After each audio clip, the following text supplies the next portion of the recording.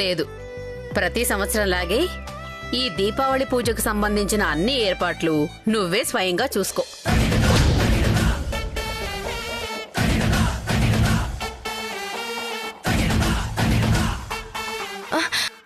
మేమేదో విన్నా, మాకేదో వినపడింది. మీరు మనస్ఫూర్తిగానే అంటున్నారా జయమ్మ? ఆ మాట నేనన్నది కాదు, మరి భాను చెప్పింది.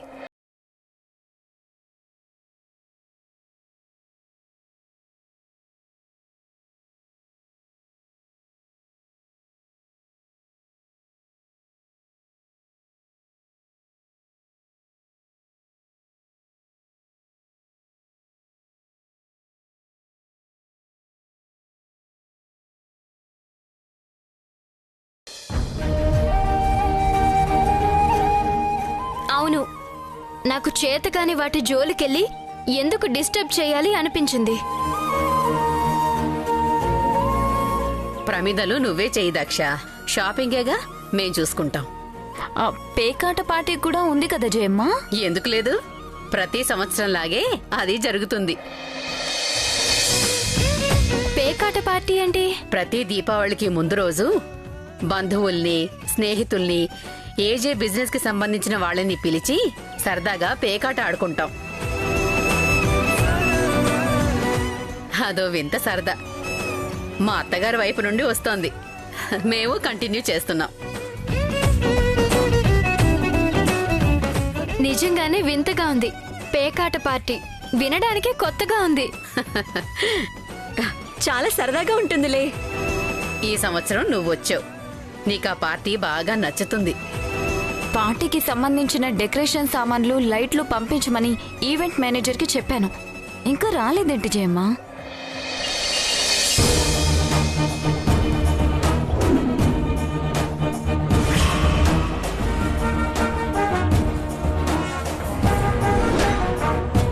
రండి రండి.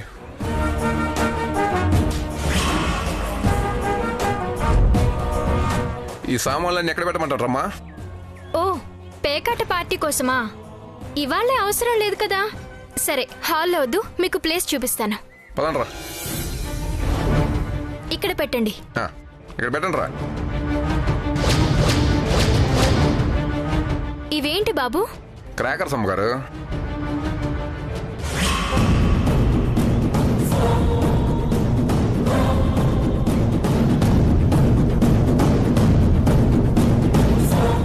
ఇదేంటి బొమ్మ పిస్టోల్ ఇంత బరువు ఉంది? ఇది బొమ్మ పిస్తోల్ కాదమ్మా, నిజం పిస్తోల్.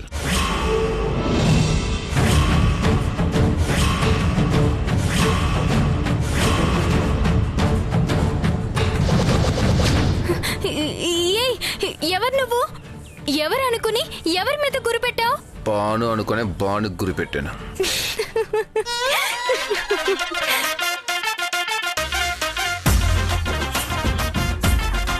ఓ మై ప్రభాస్, నన్ను చంపాలనుకునే వాళ్ళు కూడా ఉన్నారా ఈ ప్రపంచంలో? నాకంత గట్టి ఎనిమీస్ ఎవరు లేరే. కొంపదీసి వీడా రోజు మా పక్కింటి పచ్చి పులుసు పద్మని లేపికెళ్ళిన పనికి మాలిన పాలవాడా? అప్పుడు నేనేగా వీరనారిలా పట్టుకుని వాణ్ణి చెప్పుతో కొట్టాను.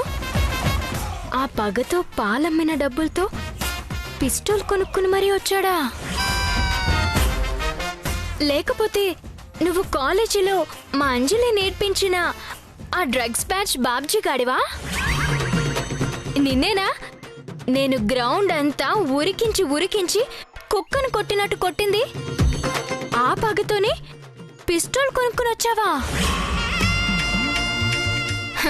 అయినా ఇంత లేటుగా వచ్చావేంట్రా? ఒక ఆడపిల్ల మీద పగ తీర్చుకోవడానికి నీకిన్నేళ్ళు పట్టిందా? Shut up. అసలెవ్వడ్రా నువ్వు? టెంకాయ విసిరి గుడి ముందు గుండు పగలగొట్టాను, ఆ గుండోడువా? షాపింగ్ మాల్లో డాష్ ఇచ్చినప్పుడు పళ్ళు రాలుగొట్టి చేతిలో పెట్టాను, ఆ బోసునోరు రోమియోవా? లేదంటే నా వల్ల జరిగే పొరపాట్లకు బలైపోయిన బాధితుల్లో ఒకడివా? కాల్చే ముందు నీ ఒరిజినల్ ఫేస్ అయినా చూపించి కాల్చరా, క్లారిటీతో కన్ను మూస్తా.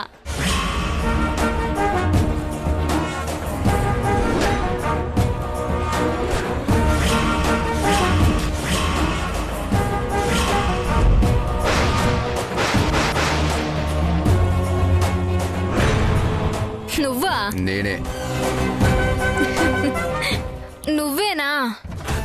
మిర్చిలో ప్రభాస్ గెటప్లో వస్తే ప్రభాస్ ఫ్యానేమో అనుకున్నాను. నా ఫ్యాన్వా? ఏయ్, నువ్వు ఇప్పుడు బాను కాదు, నా చేతిలో చచ్చిపోయే ప్రాణివి. నేను మీ ఆవిడే లెక్క చేయదు, నేనేం చేస్తాను?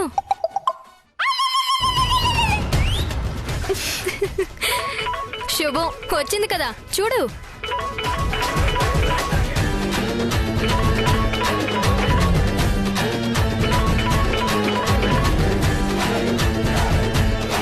మళ్ళీ ఏం కొన్నావే? బుడ్డోడు లాలీపాప్ అడిగాడు. లాలీపప్పు కోసం ఆన్లైన్లో ఆర్డర్ ఇచ్చావా? 2 చీపురు కట్లు కూడా ఆర్డర్ ఇచ్చాను. ఓటీపీ చెప్పు.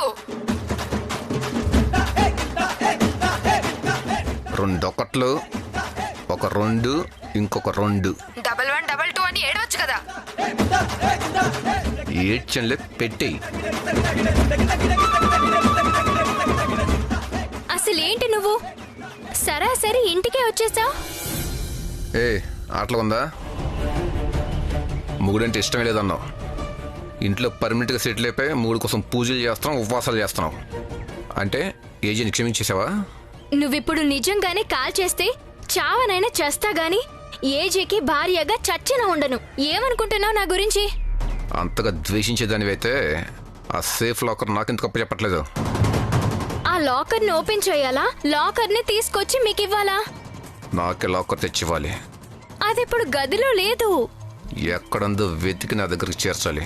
లేదంటే మాత్రం నన్ను చంపేస్తావా? కాదు, మీ నాన్నే ఎండిపోయిన రియల్ చెరువు దగ్గరికి రోజు పోయి కూర్చొని వస్తున్నాడు. దీపావళిలోపు నువ్వు ఆ సేఫ్ లాకర్ గురించి చెప్పలేదంటే ఈ గన్నులో బుల్లెట్ ఎన్కౌంటర్ మీ నాన్న బాడీలో ఉంటుంది.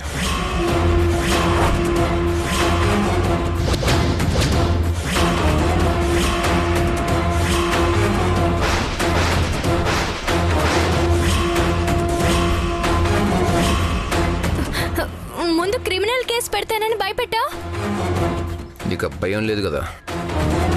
మర్యాదగా నేను చెప్పింది చెయ్యి, లేదంటే నీ బాబుని ఎవ్వడు కాపాడలేడు. కామెడీగా తీసుకుందాం అనుకో, సీరియస్ డ్రామా చూడాల్సి వస్తుంది. Be careful.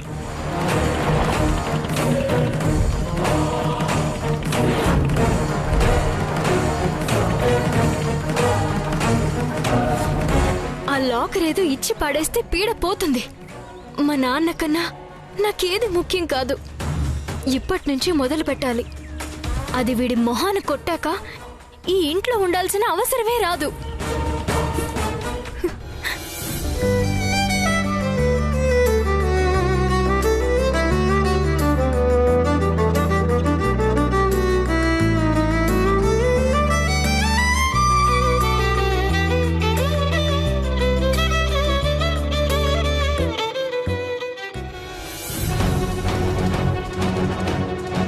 దీపావళిలోపు నువ్వు ఆ సేఫ్ లాకర్ గురించి చెప్పలేదంటే ఈ గన్నులో బుల్లెట్ ఎన్కౌంటర్ మీ నాన్న బాడీలో ఉంటుంది.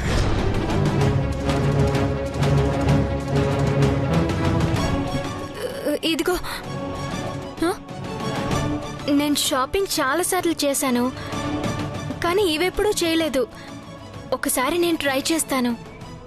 నువ్వు జయమ్మతో కలిసి షాపింగ్కి వెళ్తావా? అదేంటి సడన్ గా మనసు మార్చుకున్నావు?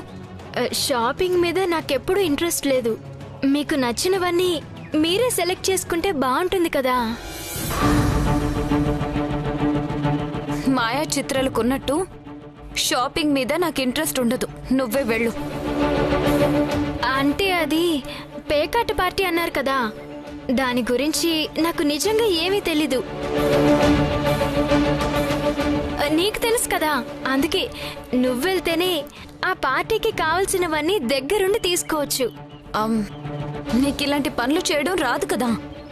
అయితే మీరు వచ్చేసరికి ఇల్లంతా క్లీన్ చేస్తాను, పూజ మందిరం శుభ్రం చేస్తాను, ఈ దీపాల్లోకి వత్తులు కూడా చేస్తాను.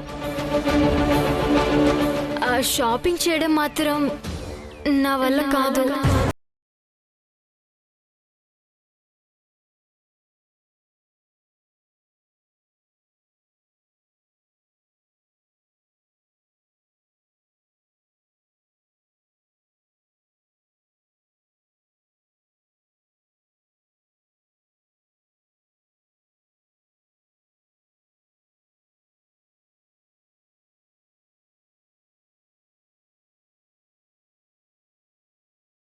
అయిపోయింది. దక్షక్క బాను బుట్టలో పడిపోయింది. నా వల్ల కాదు అని ఒప్పుకునేసరికి దక్షక్క కూలైపోయింది. మన ముగ్గురం ఒక్కటిగా ఉంటే తప్ప బానుని బయటికి పంపడం కుదరదు. దక్షక్క గాని బానుకి సపోర్ట్ చేయడం మొదలు పెడితే ఇక మనల్ని ఎప్పటికీ లెక్క చెయ్యదు. మరిప్పుడు ఏం చేద్దాం? హే, షాపింగ్కి వెళ్లే లోపు ఎవ్వరూ చూడకుండా మనం ఆ ప్రమిదల్ని పగలగొట్టేద్దాం. తిరిగి రాగానే ఆ పని భానుయే చేసిందనుకుని దక్షక్క దాని మీద ఫైర్ అవుతుంది. Super idea. మన తప్పు పక్క వాళ్ళ మీదకి తోసేయడంలో ఉండే మజా మామూలుగా ఉండదు. జయమ్మా,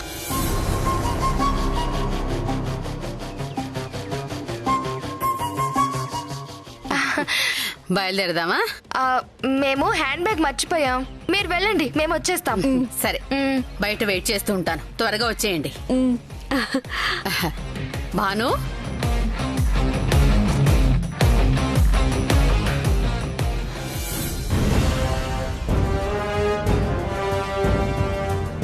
భాను, బయలుదేరదామా? నేను మీతో రావడం లేదు జయమ్మా. అయ్యో, ఎందుకు?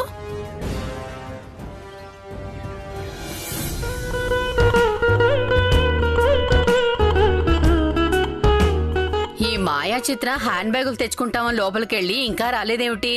వాళ్ళ వంకతో వెళ్లి మేకప్ ఫైనల్ టచ్ చేసుకుంటున్నట్టు.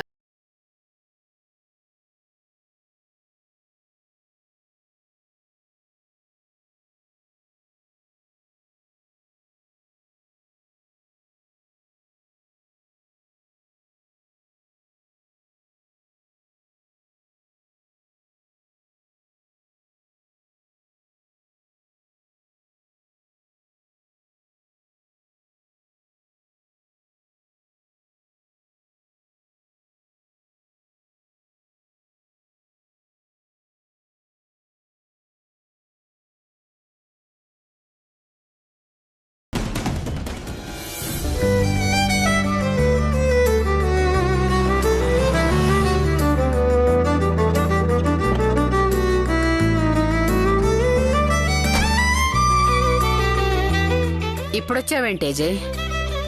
అవసరమైన డాక్యుమెంట్స్ కొన్ని ఇంట్లో ఉండిపోయే జయమ్మా. ఆహా, పదండి, మీరు కారెక్కండి. సరే రండి.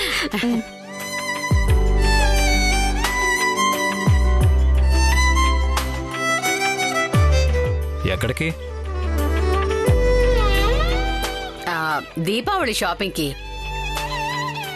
ఇంట్లో ఎవరూ లేరు, ఎలాగానే ఆలోచిస్తూ నిలబడ్డాం. సమయానికి నువ్వు వచ్చావు. మేమొచ్చే వరకు కాస్త ఇంట్లోనే ఉండేజీ.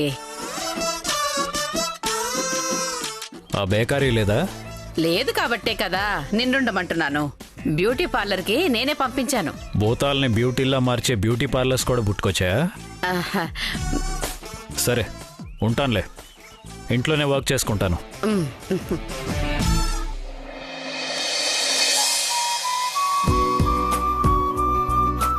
వెళ్ళు వెళ్ళు. భాను లోపలే ఉంది. ఇంత పెద్దింట్లో ఇద్దరే ఉంటారు. భగవంతుడా, వాళ్ళిద్దరి మధ్య కరెంటు పుట్టించయ్యా. కావాలంటే బిల్లు నేను కడతాను.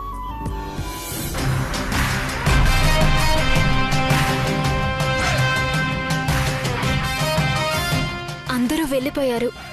ఇవాళ ఎలాగైనా ఆ సేఫ్ లాకర్ వెతికి పట్టుకుని ఆ ఏజేని సిబిఐకి అప్పచెప్పి మా నాన్నని సేవ్ చేయాలి. ఇదే నా జీవిత ధ్యేయం. ఏజే, ఆ లాకర్ ఎక్కడ దాచావయ్యా?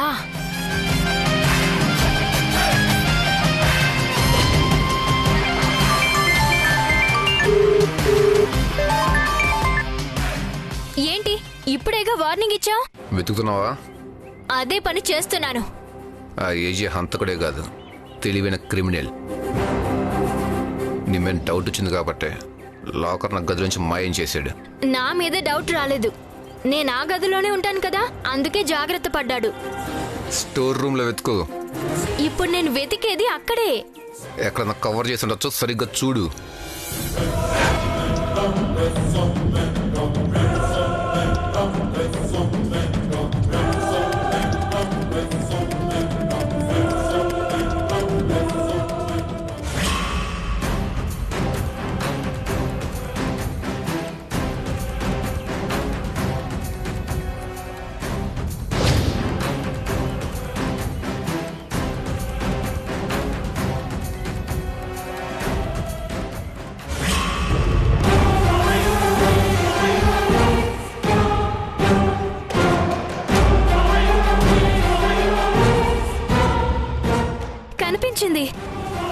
ఎస్.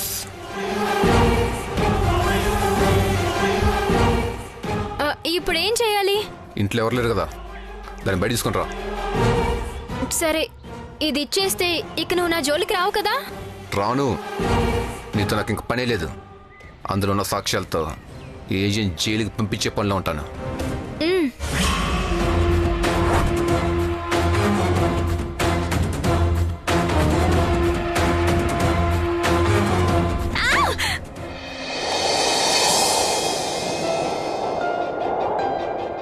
నిదురించే నదిలో మొదలాయను అలలే, ముసుగేసిన ఎదలో చిగురేసెను కలలే, నా నిషేధి గదిలో నీ ఉషోదయాలే, జత కూడవు లేవే, ఇరు జగములు వేరే, ఆయండమావుల భ్రాంతి లాంటిదే మన ఈ బంధం.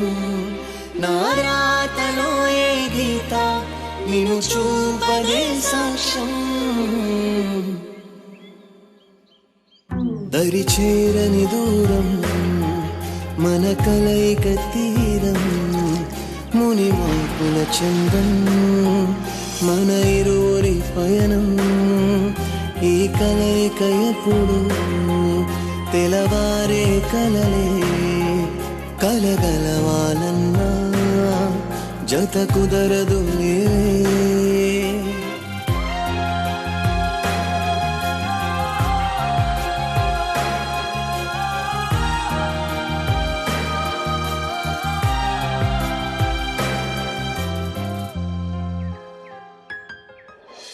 తిక్కల మేళ ఎంత కరిచింది?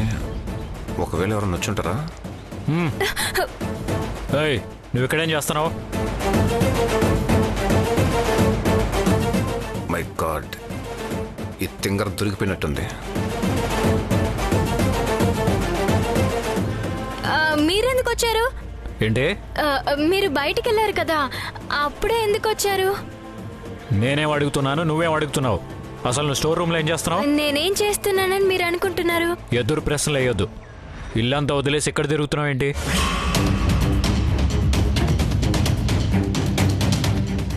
బల్లి పడుతుందని తెలియక. నీ మాటలు వినిపించాయి. ఎవరితో మాట్లాడుతున్నావు?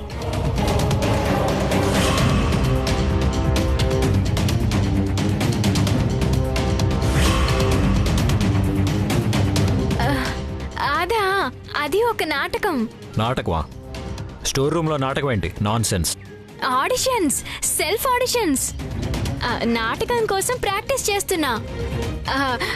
ఒక క్రిమినల్ ఒక పేపర్ మాస్క్ వేసుకుని నా చెల్లెల క్యారెక్టర్ని కిడ్నాప్ చేసి గన్ చూపించి బ్లాక్మెయిల్ చేస్తుంటే నేను ఆ కిడ్నాపర్ని వెతుకుతూ మీ ఇంటి స్టోర్ రూమ్ లోకి వస్తానన్నమాట. అది సీన్.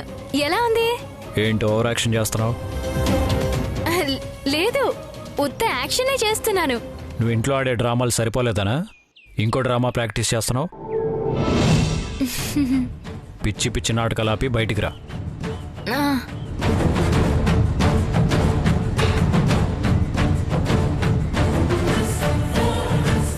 రావేంటి?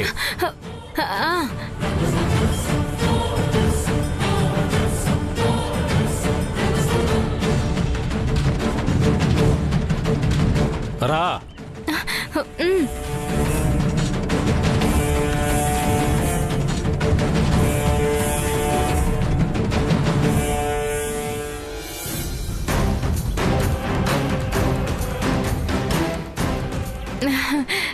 మీరిప్పుడు మళ్ళీ వెళ్ళిపోతారా? ఏ, ఇల్లు పీకి పందిరేస్తావా? పీకడానికి ఇదేమైనా పచ్చగడ్డ? నువ్వు ఇంట్లో ఉన్నావని చెప్పకుండా జయమ్మ నన్ను ఇంట్లోనే ఉండమంది. ఇప్పుడు నిన్ను నమ్మి ఇల్లు అప్పచెప్పి వెళ్తే నీ నాటకాలతో ఇంటి సేఫ్టీ పట్టించుకోవు. అందుకే ఇంట్లోనే ఉంటాను.